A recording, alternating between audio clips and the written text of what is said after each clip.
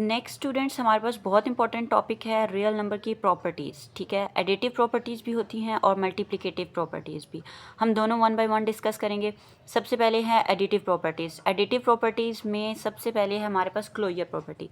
Students, closure property ये होती है कि अगर आप रियल नंबर में से कोई भी दो नंबर लेते हैं, लेट्स सपोज हमने ए और बी ले लिया, तो एडिटिव प्रॉपर्टी है तो हम उसमें एडिशन ही अप्लाई करेंगे। तो आपने कोई भी दो नंबर कंसीडर किए और उनको आपने अगर प्लस किया तो आपका आंसर बिलोंग करेगा रियल नंबर में से ही। यानी आपने कोई भी दो नंबर्स ले लिए, लेट सपोज मैंने ए नंबर ले लिया 5 रियल नंबर में से, और बी भी हम -2 ले लेते हैं। कोई भी रियल नंबर्स में तो पॉजिटिव नेगेटिव पॉइंट सब कुछ आ जाते हैं, सिवाय कॉम्प्लेक्स के। कॉम्प्लेक्स नंबर आपके पास ये होते हैं कि अंडर रूट में अगर आपके पास कोई भी माइनस आ गया तो वो आपके पास कॉम्प्लेक्स नंबर्स में चला जाता है। उसके अलावा जो भी आपके पास नंबर्स हैं वो आपके पास रियल नंबर्स में आते हैं, चाहे वो रैशनल हैं इरेशनल हैं। तो कोई भी दो नंबर्स मैंने कंसीडर किए और मैंने उन पे एडिटिव प्रॉपर्टी लगाई, यानी मैंने उनके ऊपर एडिशन का ऑपरेशन लगाया, तो मेरे पास जो आंसर है a + b वो कहाँ से बिलोंग करेगा, वो अगेन रियल में से ही बिलोंग करेगा। ठीक है, यानी रियल नंबर की ये प्रॉपर्टी है कि वो क्लोज्ड होती है कि आप कोई भी दो रियल नंबर कंसीडर करें और उन पे आप एडिशन का ऑपरेशन लगाएं तो आंसर जो है वो आपके पास अगेन रियल में से ही आएगा।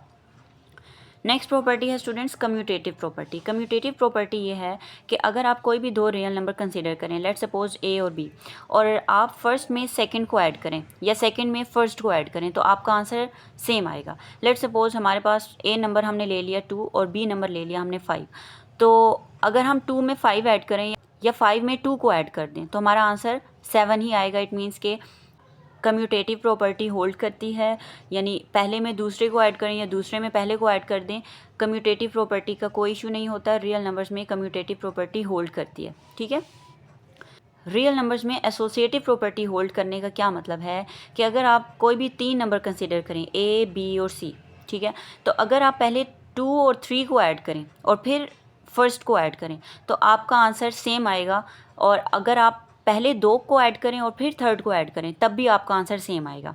तो इसके लिए एक एग्जांपल कंसिडर कर लेते हैं कि अगर हमने A2 ले लिया, B3 और C5 ले लिया, और अगर हम पहले B और C को ऐड कर लें, ब्रैकेट पार्ट फर्स्ट सॉल्व होगा, तो अगर हम पहले B और C को सॉल्व कर लें तो हमारा आंसर 8 आएगा, और अगर हम 8 को 2 में ऐड करें तो 10 आएगा। इसी तरह अगर हम फर्स्ट 2 को ऐड कर लें, लेट सपोज हमने A और B को ऐड कर लिया, तो 2 + 3 5 आएगा, और 5 में 5 ऐड करेंगे तो भी 10 आएगा। तो इसका मतलब ये है कि एसोसिएटिव प्रॉपर्टी भी रियल नंबर्स में होल्ड करती है। नेक्स्ट स्टूडेंट्स हमारे पास है आइडेंटिटी। आइडेंटिटी का ये मतलब है कि अगर आप रियल नंबर्स में से कोई नंबर लें और उसमें आप 0 को ऐड करें, ठीक है, तो आपका आंसर वही रियल नंबर आ जाएगा। यानी 0 एक एडिटिव आइडेंटिटी है, और इसका मतलब ये है, एडिटिव आइडेंटिटी होने का मतलब ये है कि आप इसमें कोई भी रियल नंबर ऐड करें आपको वही रियल नंबर अगेन मिल जाएगा और आंसर आपका चेंज नहीं होगा।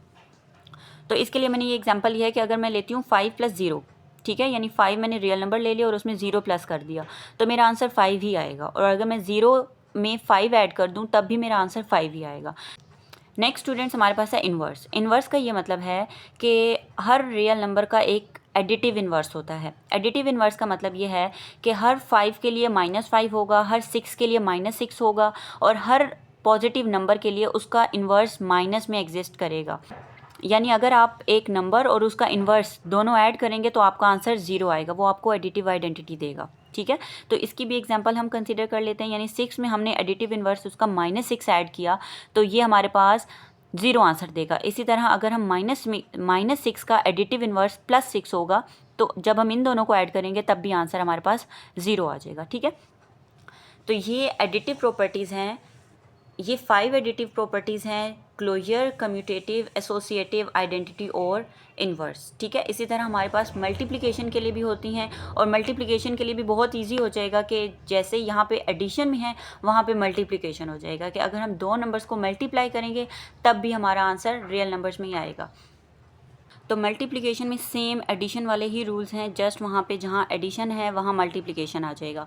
तो स्टार्ट करते हैं क्लोजर से। क्लोजर का मतलब एडिशन में भी यही था कि जब आप कोई भी दो रियल नंबर्स कंसीडर करें और उन पे एडिशन की प्रॉपर्टी लगाएं तो उनका आंसर भी रियल नंबर्स में से ही आना चाहिए। इसी तरह अब मल्टीप्लिकेशन में भी यही है कि अगर आप कोई भी दो रियल नंबर्स लेते हैं ए और बी और उसको आप मल्टीप्लाई करते हैं तो आपका आंसर रियल नंबर्स में से ही आएगा। लेट्स सपोज मैंने एक नंबर ले लिया है 2 और बी ले लिया है मैंने 5, तो 5 2 10, 10 भी कहाँ से है, रियल नंबर्स में से ही है। तो क्लोजर प्रॉपर्टी मल्टीप्लिकेशन में होल्ड करती है।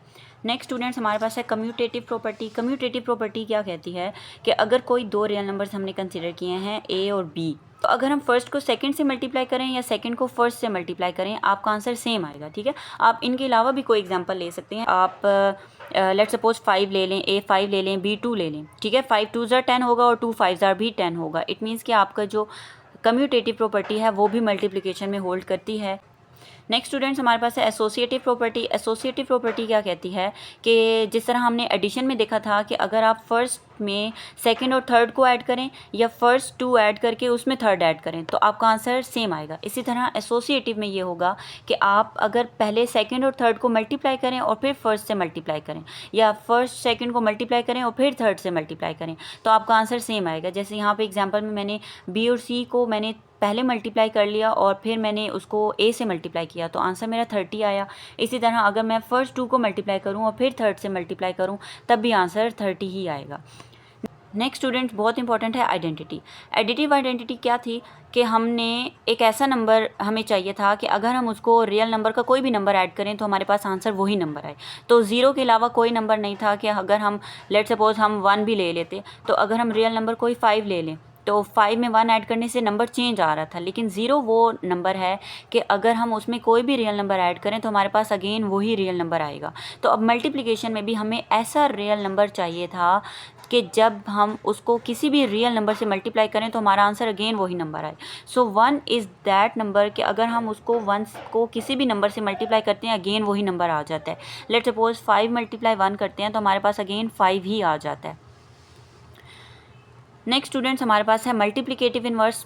जिस तरह एडिशन में हर नंबर का एक एडिटिव इन्वर्स था कि हमारे पास आंसर 0 आ रहा था यानी आइडेंटिटी आ रहा था, तो इसी तरह इन्वर्स में मल्टीप्लिकेटिव इन्वर्स में हमारे पास एक ऐसा नंबर है कि हर नंबर के लिए एक ऐसा मल्टीप्लिकेटिव इन्वर्स है कि जब हम उनको सॉल्व करते हैं हमारा आंसर आइडेंटिटी आता है यानी 1 आ जाता है। तो हर नंबर के लिए एक एडिटिव इन्वर्स है। जैसे 7 के लिए 1/7 है, इसी तरह आपके लिए 5 के लिए 1/5 है। हर नेगेटिव नंबर के लिए आपके पास हर नेगेटिव इन्वर्स मौजूद है कि जब आप उसको सॉल्व करते हैं, कटिंग करते हैं, तो आपके पास मल्टीप्लिकेटिव आइडेंटिटी आ जाता है यानी 1 आंसर आ जाता है। अच्छा स्टूडेंट्स, नेक्स्ट हमारे पास डिस्ट्रीब्यूटिव प्रॉपर्टीज़ हैं। ये बहुत आसान है, देखने में थोड़ी सी डिफ़िकल्ट लगती हैं, लेकिन अगर आप इसको समझ लें तो ये आपके लिए बहुत आसान है। तो सबसे पहले है left distributive property of multiplication over addition. तो इसको लिखना कैसे, आपने एक तो आपने ये याद रख लेना है कि डिस्ट्रीब्यूटिव प्रॉपर्टी है, इसमें आपके पास 3 वेरिएबल्स होंगे या 3 नंबर्स होंगे जिनको हम कह लेते हैं A B C, ठीक है। अब आपके पास लेफ़्ट प्रॉपर्टी है तो इट मीन्स ये लेफ़्ट साइड से मल्टीप्लिकेशन स्टार्ट होगी। ये आपका लेफ़्ट साइड है, ये राइट साइड है, तो लेफ़्ट से मल्टीप्लिकेशन स्टार्ट होगी। डिस्ट्रीब्यूटिव प्रॉपर्टी है आपके पास, ये हो जाएगा A × B + C, ठीक है। तो और ये मल्टीप्लिकेशन ओवर एडिशन है, इट मीन्स कि यहाँ पे बीच में आपके पास एडिशन आ जाएगा, ठीक है। और आपकी जो राइट साइड आ जाएगी इक्वेशन की वो यही आ जाएगी जब आप इसको मल्टीप्लाई करके लिख लेंगे यानी AB + AC, ठीक है। नेक्स्ट आपके पास है left distributive property. Left distributive है, इट मीन्स ये भी लेफ़्ट साइड से ही मल्टीप्लाई होगा कोई नंबर, और डिस्ट्रीब्यूटिव प्रॉपर्टी है तो A × B हो जाएगा। और साथ में आपके पास है मल्टीप्लिकेशन ओवर सब्ट्रैक्शन। तो ओवर सब्ट्रैक्शन का मतलब यह है कि मिड में आपके पास साइन माइनस का आ जाएगा, और राइट साइड आपके पास ऐसे ही आएगी कि आप AB - AC कर लेंगे, ठीक है, मल्टीप्लाई कर लेंगे, A को अंदर मल्टीप्लाई कर लेंगे दोनों के साथ, ठीक है। नेक्स्ट आपके पास है right distributive property of multiplication over addition. इसका क्या मतलब है कि राइट डिस्ट्रीब्यूटिव है तो ये आपके पास नंबर राइट साइड से मल्टीप्लाई होगा, और मल्टीप्लिकेशन है तो ब्रैकेट आ जाएगी, और एडिशन है तो बीच में एडिशन आ जाएगा। बाकी जो आपके पास राइट साइड आ जाएगी तो आपके पास आ जाएगा AC + BC, ये C अंदर मल्टीप्लाई हो जाएगा, ठीक है।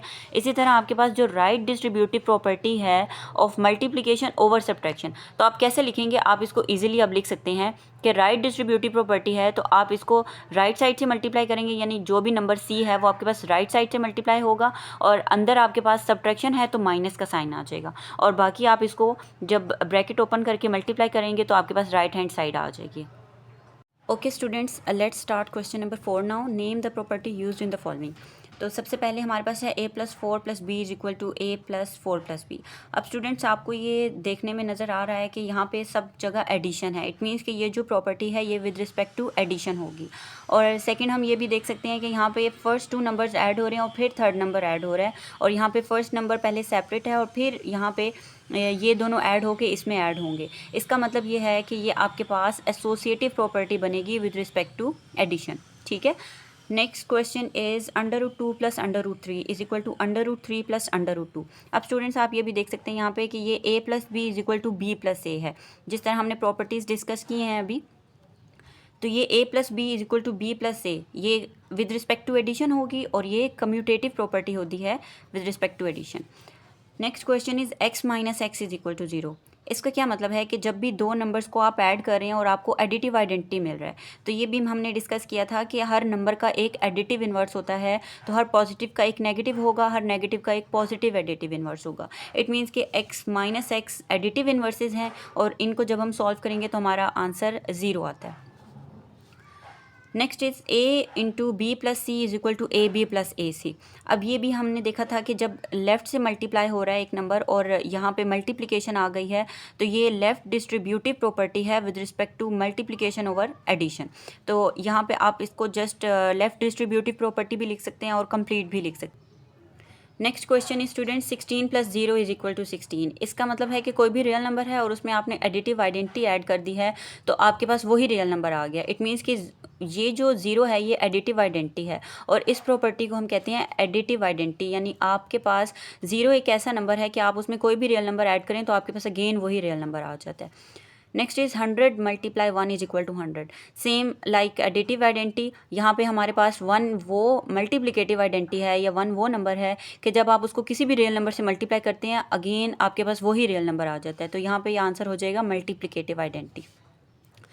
Next is 4 × 5 × 8 is equal to 4 × 5 × 8। It means कि ये अब आपके पास एसोसिएटिव प्रॉपर्टी है। यहाँ पे 3 नंबर्स इंक्लूड हो रहे हैं, तो यहाँ पे आप देख सकते हैं कि a × b × c और is equal to a × b × c। ये आपके पास एसोसिएटिव प्रॉपर्टी है with respect to multiplication. Next is ab is equal to ba। अब ये आप देख सकते हैं कि ये 2 नंबर्स हैं और यहाँ पे मल्टीप्लिकेशन हो रही है, यानी फर्स्ट को सेकंड से मल्टीप्लाई करें या सेकंड को फर्स्ट से। तो ये आपके पास कम्यूटेटिव प्रॉपर्टी है विद रिस्पेक्ट टू मल्टीप्लिकेशन।